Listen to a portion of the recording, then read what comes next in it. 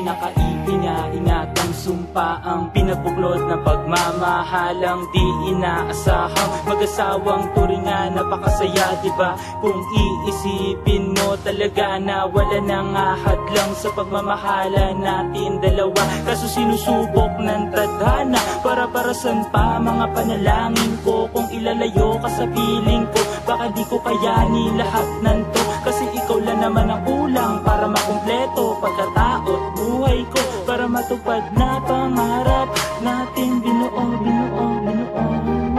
Paano na ako? Paano na tayong dalawa? Paano na ang lahat kung wala ka?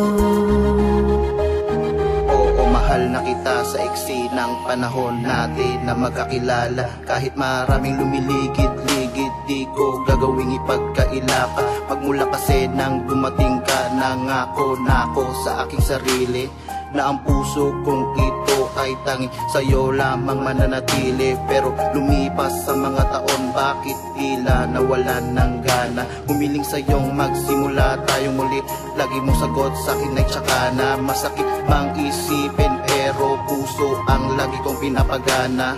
Hindi ko kayang harapin ang mga pagsubok na hindi kita kasama.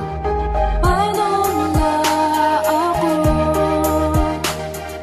Paano na tayong dalawa?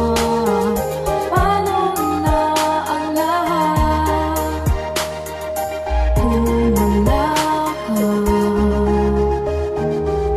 Sana'y maniwala ka sa mga sinabi ko sa iyo, na ikaw ang pinakamahalaga sa buhay ko. Di ko hahayaang mawala ka pa sa tabi ko, ikaw ang pinaka-iingatan ko, kayamanan ng buhay ko. Di ko hahayaang manakaw ang tulad mo sa tulad ko.